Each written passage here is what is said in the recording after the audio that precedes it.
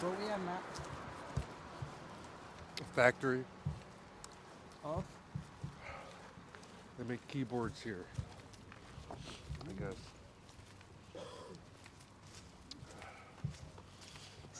Yeah, go ask him. He knows a lot more about it. Exciting? What's that? Is it exciting? Hey, look at that hill.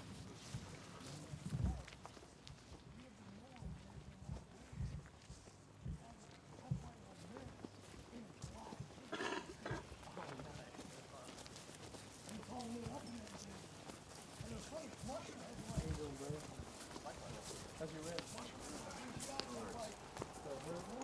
Any better than? I don't know.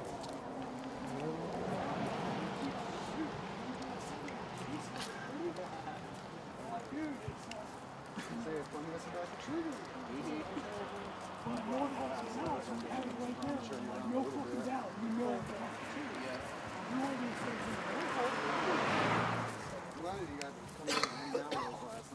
We're done. I mean, it's absolutely unreal the amount of exposure and stuff we're doing. So. Oh, that's excellent.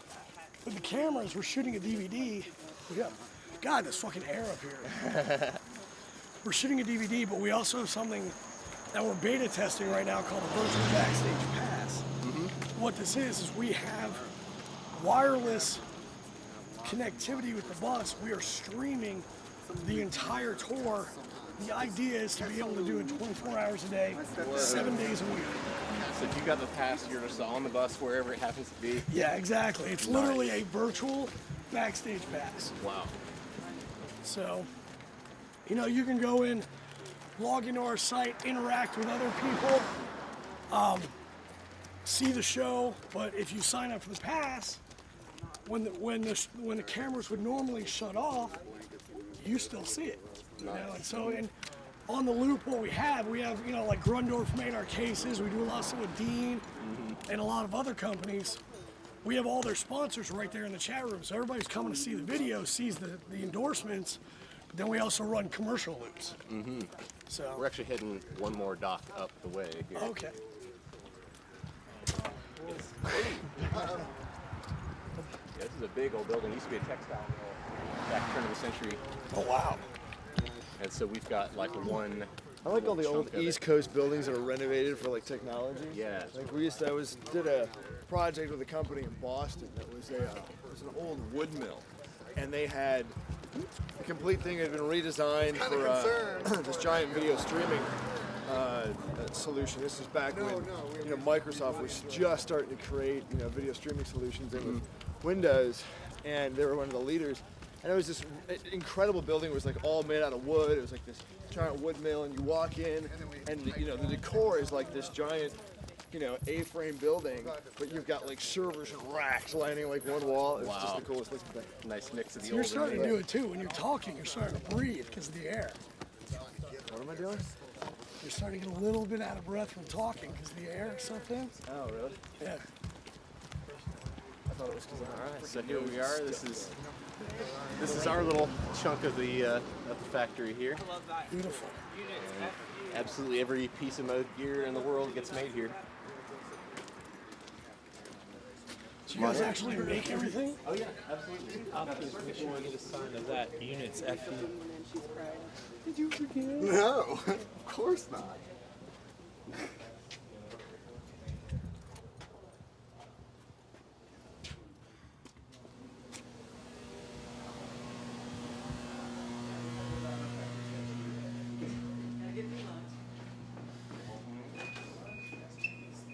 This is Marquita. This is our plant and employee title. What is your title?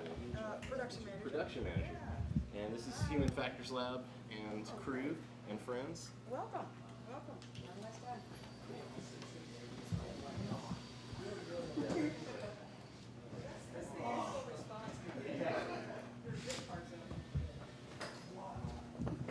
is just the entrance to the shop floor, kind of back is subdivided. And over here is where we're making the new guitar.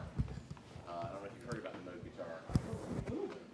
Well, we make a guitar now, and it's not a synth guitar, but it is this incredibly ridiculous electromagnetic sustainer technology, where you have infinite sustain capable on all strings simultaneously or individual strings. How different Yes! is that than what Fernandez did? The difference between the Fernandez is how focused and coherent the energy is, and how sophisticated the processing, and it's all analog. That's the other thing. It's all analog, and so it's able to really specifically feed back the string's energy directly into the string at either the neck or the bridge pickup. So versus the Fernandez, it's a lot faster, it's a lot stronger. You can hold more notes simultaneously.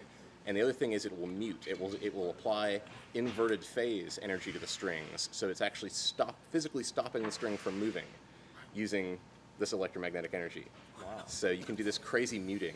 So how do you kick the muting? Is it just a there's just like a 5-position switch. You've got full sustain, controlled sustain, mute. so Regular. it creates like a staccato type Yeah, situation. yeah, exactly. You can almost get like banjo or koto tones, or if you're just like riffing, it's just like the sound is just like dead in between notes. That'd be a Yeah, exactly. So instead of a gate, you just have it. Yeah, it's actually physically stopping the strings, and it feels different when you're playing it because the strings just stop vibrating. So are these, obviously you're manufacturing them, have these hit the market yet? Yeah, they have hit the market. They're shipping as quick as we can build them, which is like, 3 a day, 5 a day, something like that. It's all handcrafted. How many do we need? Yeah, and They we'll. come in red and black. I'm working on that. Did you see this? Yeah. I told the same thing. I was like, man, I really want one, Yeah. but I need it with red and black keys. Yeah. We got red. We're working on the black. I think we got one printed on black. Really? What's the retail? It's just drab. It's like about $65, I think. Wow. Oh, wow. Yeah. Yeah. It's so this is where the little fatties enter the world, and so we have someone making the keys and the aluminum extrusion, black anodized, and so that comes in, and what we do again, we have the circuit boards custom built, load them here, do all the electrical tests. You can see right over here. Hello. And so they get tested and set up, and then hooked up with a computer, run all the MIDI tests, do all the calibration. So you guys got custom software that does your QA? We have people, we have human beings that do it. And so the custom software is basically a routine of like, here's the voltage at this test point, and adjust this trimmer, and it's very old school. At the same time, there is custom firmware in the little fatty that does automatic tuning and calibration. So as opposed to the Voyager, which really does have to be tuned just like a 1970s mini Moog with tuner and trimmers, the little fatty, once it's all calibrated, you can just run a routine and it'll tune all the notes, all the oscillators, so your actual day-to-day tuning is done automatically. Wow. But yeah, as far as the QA, oscilloscopes, voltmeters, old school style is how we do it. And this is Aaron. He's personally played almost every little fatty that exists. I don't know if that's a good thing or a bad thing. But adds up, and he's got his own little Nord/Moog studio back at his place. Oh, beautiful. Nice. Q. Got a Waldorf Q. Yep. Mess around cool. with it. Pretty cool.